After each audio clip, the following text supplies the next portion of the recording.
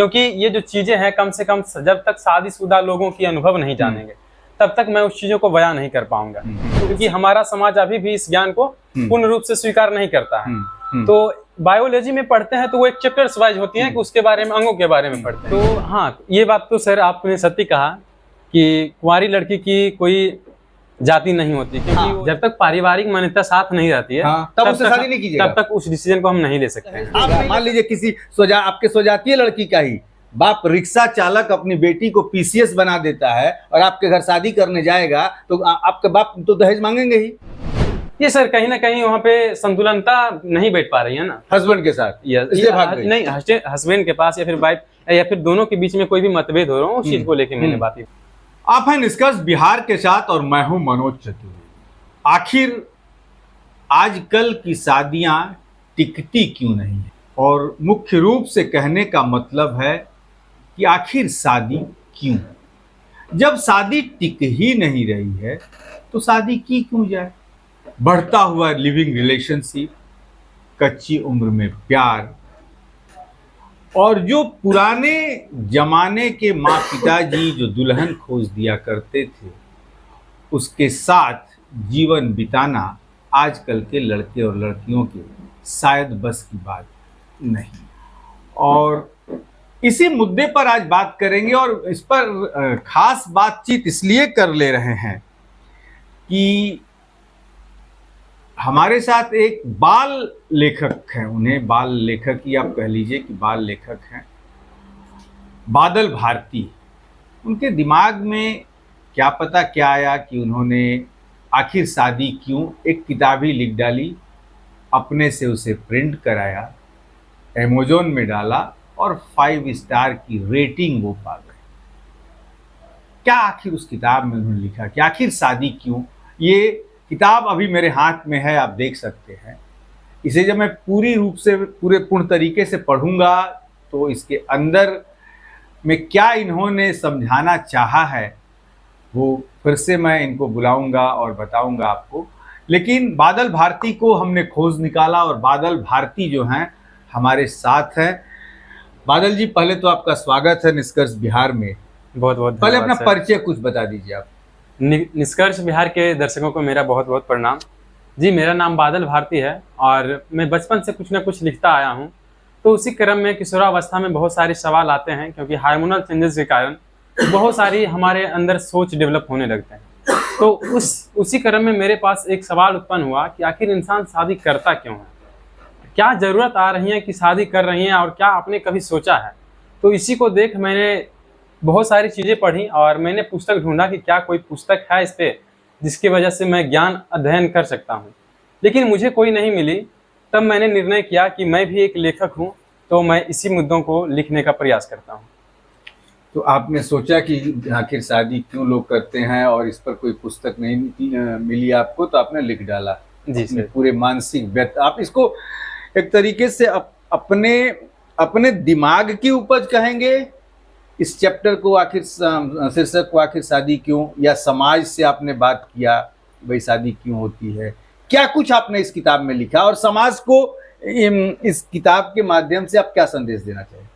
जी, इस किताब का जो शीर्षक है वो शॉर्ट फॉर्म में मैंने डिसाइड किया, लेकिन इसमें जो वर्णित चीजें हैं, जो पहलू है, वो मैं कहीं ना कहीं पूर्ण रूप से मैं नहीं कर सकता था वर्णन, क्योंकि ये जो चीजें हैं कम से कम जब तक शादीशुदा लोगों की अनुभव नहीं जानेंगे तब तक मैं उस चीजों को बयां नहीं कर पाऊंगा।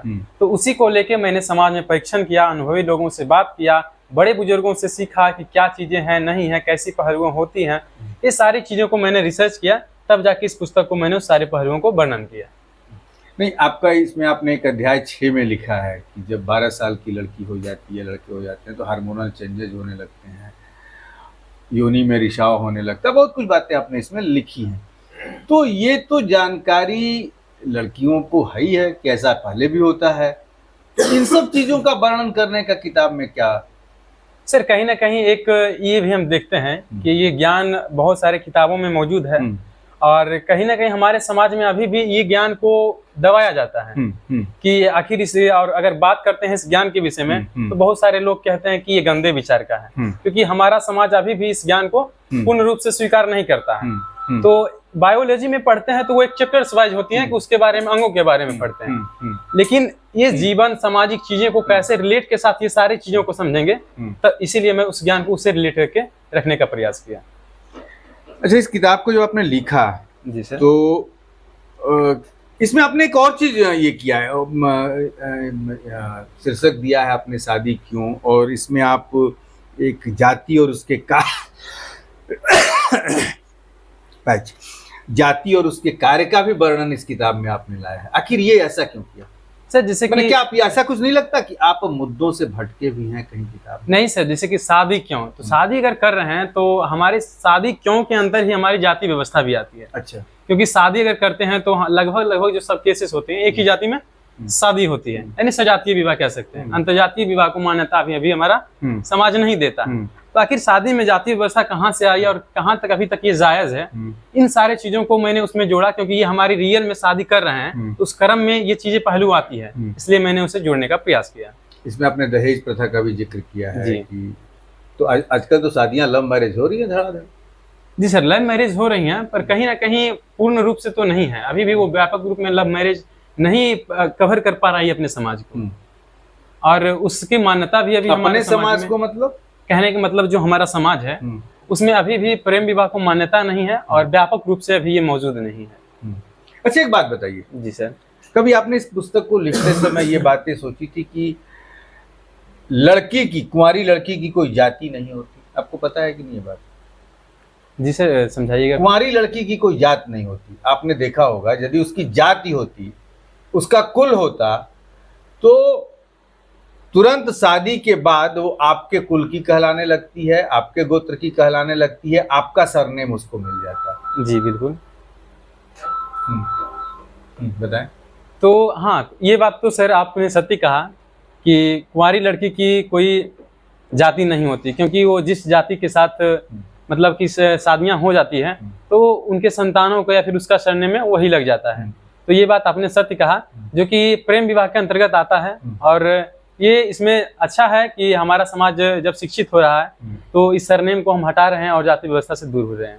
फिर भी आजकल तो लोग रिलेशनशिप में रहते हैं, भैया तुम आओ 2-4 साल साथ रहें, फिर चली जाओ तुम भी जहाँ जाने का मन हो। जी सर, हाँ, ये बढ़ते आधुनिकता के साथ साथ लिव इन रिलेशनशिप बढ़ रहा है, लेकिन कहीं ना कहीं लिव इन रिलेशनशिप अगर अभी भी हम ग्रामीण समाजों में बात करेंगे। अब ग्रामीण समाज की क्यों बात कर रहे हैं? आज भारत का 60% जो लोग हैं वो शहरों में बसना चाहते हैं। पटना की परिस्थिति आप देख रहे होंगे, लोग आरा से, बलिया से भाग के पटना में जमीन खरीदते हैं। आप ग्रामीण समाज की क्यों बात करते हैं?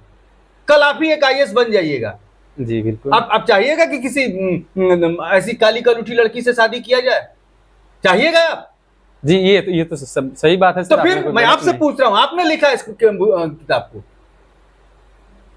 आपने इस किताब को लिखा है, आप बताइए कल आप IAS बन जाइएगा, आप भारतीय हैं, आप शायद SC/ST से आते होंगे हैं जी, और आपके ही बैच की कोई IAS पंडित निकल के आ जाए और कहे कि नहीं भारती तुम मेरे से शादी करो, आप कीजिएगा कि नहीं कीजिएगा? जी सर जरूर, अगर लेकिन हाँ अपने समय में जरूर सर, सुनिए भारती जी, अपने समय में जरूर, लेकिन आधुनिकता की आप बात भी कर रहे हैं और ग्रामीण समाज में, तो ग्रामीण समाज को बदलेगा कौन? सर मेरे पहलू को आपने पूरा सुना नहीं। हाँ बताएं, सुन रहा हूं। तो सर यहाँ पे मैंने जाति व्यवस्था में इस बातों की भी बात किया कि अगर हम अंतरजातीय विवाह कर रहे हैं तो कहीं ना कहीं अगर शादी जो होती है एक परिवार के साथ संबंध स्थापित करती है, दो परिवारों के बीच, तो संबंध भी अच्छा बना रहे, तो उसमें ये पहलू मैंने मलाई दोनों तरफ से मारिएगा। कैसे? मलाई दोनों तरफ से मारिएगा सर, रिश्ते में जो मलाई दोनों तरफ से मारिएगा कि स्वजातीय में शादी भी, माने यदि हम स्वजातीय में शादी करेंगे तो हमारा वो बना रहेगा, बाप माँ सबके साथ रिश्ते बने रहेंगे। यदि अंतरजातीय विवाह करेंगे तो हो सकता है नहीं बने रहेंगे, लेकिन मन में, दिल में कहीं ना कहीं ख्वाहिश रहेगी कि मुझे अच्छी पत्नी मिल जाए, अच्छे पैसे वाली मिले, खूबसूरत मिले, ये तो होगा ना? जी सर, ऐसी तो बात नहीं है। क्यों नहीं है? ये बात तो आप ही कह रहे हैं कि शादी इसलिए जरूरी कि स्वजाति में होती है तो रिश्ते बने रहते हैं, सामाजिक रिश्ते बने रहते हैं। तो मैंने आप पे ही पूछा कि यदि कल आप IAS बन जाइएगा और एक ब्राह्मण की लड़की IAS कहेगी कि ना भारती मुझसे, हम तुमसे शादी करना चाहते हैं, तो क्या वहां आप उसको अपने घर लेके नहीं जाइएगा? सर जब तक या फिर वो IAS रहेगी हाँ, जब तक पारिवारिक मान्यता साथ नहीं रहती है, हाँ, तब उससे शादी नहीं कीजिएगा। तब तक उस डिसीजन को हम नहीं ले सकते हैं। आप नहीं ले सकते ना, पूरा समाज नहीं ले सकता, और दूसरे लड़के नहीं ले सकते। दूसरे लड़के सर ले सकते हैं। आप अपनी बात कीजिए। जी, मैं अपनी पहलू ही तो सर रख रहा हूँ ना। ये मतलब आप अपने पहलू को ही पूरा आपने इस किताब पे रखा है, समाज को कुछ समझाने की कोशिश आपने नहीं की है। समाज में को सर मैंने यही संदेश देने का प्रयास किया उसमें कि जैसे कि परिवार से दूर रह के ये काम कर रहे हैं, तो कहीं ना कहीं मैं अपने पहलू के नजर से इसे गलत मानता हूं, तो कहीं ना कहीं परिवार के साथ स्थिरता अच्छा से बनाकर ही इस कार्य को आगे बढ़ाया जाए। मतलब आपकी नजर में है कि शादी की व्यवस्था अपने माँ पिताजी जहाँ कहें वहां कीजिए, नहीं अपने स्वजातीय में कीजिए। अंतरजातीय भी सर यदि कर रहे हैं, हाँ, और हमारे अंतरजातीय की जगह दहेज नहीं मिलेगा, तो सर कोई बात आपने इसमें दहेज प्रथा का भी जिक्र किया है। जी सर, बिल्कुल। दहेज प्रथा का आप एक पढ़ी लिखी लड़की स्वजातीय में भी लाने जाइएगा तो क्या उसका बाप दहेज देगा? मान लीजिए किसी आपके स्वजातीय लड़की का ही बाप रिक्शा चालक अपनी बेटी को पीसीएस बना देता है और आपके घर शादी करने जाएगा, तो आपके बाप तो दहेज मांगेंगे ही। जी, ये बात मांगेंगे ना, डिमांड जरूर करेंगे है? जी बिल्कुल। वाह, तो क्यों देगा वो? यही, लेकिन सर दहेज प्रथा के खिलाफ मैं भी हूँ। दहेज प्रथा के खिलाफ मैं भी हूँ। मैं हर बात तो आप ही कह रहे हैं सर, दहेज प्रथा हर बात तो आप ही कह रहे हैं। दहेज मैं लूंगा, आपने ये बात मेरे किसी भी प्रश्नों का वो सटीक जवाब नहीं दिया कि आपने जो ये शीर्षक रखा है आखिर शादी क्यों, उस पे आप कुछ बोल दीजिए। सर इसमें वर्णन यही किया गया है, जैसे कि चाहे जाति व्यवस्था हो, चाहे हमारी प्रेम विवाह हो, ये सारी जो चीजें हैं, या फिर हमारी व्यवस्था की चीजें हो, तो कहीं ना कहीं शादी क्यों, कोई संतान उत्पत्ति का, तो कोई हमारे वंश को बढ़ाने का, तो कोई व्यक्तिगत जीवन अपना मतलब अच्छे से व्यतीत करे, इन सारे पहलुओं को कहते हैं। तो शादी मतलब व्यक्तिगत विचारधारा। रोज ही तलाक हो रहे हैं कैसे? रोज ही तलाक होते हैं जी, वो तो सर होते हैं, क्योंकि एक बच्चे की माँ दूसरे के साथ भाग जा रही है आजकल। जी सर, ये बात तो है ना जी। तो फिर उस शादी का क्या वैल्यू रहा? ये सर कहीं ना कहीं वहाँ पे संतुलनता नहीं बैठ पा रही है ना हस्बैंड के साथ, इसलिए भाग गई। नहीं, हस्बैंड के पास या फिर वाइफ या फिर दोनों के बीच में कोई भी मतभेद हो रहा हो, उस चीज को लेके मैंने बात ही बोला। उस समय समाज क्या कहेगा? उसको उसकी परवाह नहीं की, 2 बच्चों की माँ भाग जा रही है आजकल। मतलब सर स्वजातीय शादी हुई, अपने हस्बैंड को 2 बच्चे की माँ जो है छोड़ के भाग गई। कहीं ना कहीं सर उसके अंदर भी कुछ खोट रहा हो, तब होगा ऐसा। चलिए, युवा लेखक हैं लेकिन थोड़ा रिसर्च की अभी इनको जरूरत है। शीर्षक बड़ा अच्छा इन्होंने लिखा है कि आखिर शादी क्यों, लेकिन किताब जो है वो बड़ी अच्छी, भीतर के जो इनकी लेखनी है बड़ी अच्छी है। बड़ा समझा के इन्होंने लिखा है कि आखिर शादी की जरूरत क्यों पड़ती थी और आज जो शादियां क्यों टूट रही हैं या क्यों टूट रही हैं। लेकिन युवा हैं, पहली किताब है, जैसे जैसे इनकी लेखनी जारी रहेगी वैसे वैसे शायद इनकी लेखनी को धार मिलेगा।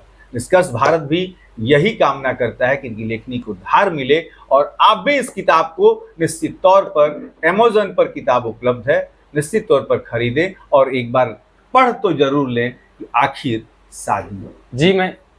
जी मैं लास्ट में अपना पहलू रखना चाहूँगा। सर आपको बहुत बहुत धन्यवाद जो मेरी आलोचना की, क्योंकि लेखक का आलोचना होता है तो कहीं ना कहीं इम्प्रूवमेंट होगा। मैं भी मानता हूं कि अभी हमारी उम्र बहुत कम है, अनुभव अभी नहीं है, लेकिन मैंने इसको लिखा कि गलतियां होगी, हम उससे सीखेंगे। बहुत लोग अच्छा बोलेंगे, बहुत लोग बुरा बोलेंगे, उससे हमको सीखने को मिलेगा। इसी उद्देश्य के साथ मैंने इसको आगे बढ़ाया और आपने मुझे ये सारी बातें फील करवाई। बहुत बहुत शुक्रिया सर। चलिए, तो आप देखते रहिए निष्कर्ष बिहार। तब तक के लिए दीजिए हमें इजाजत।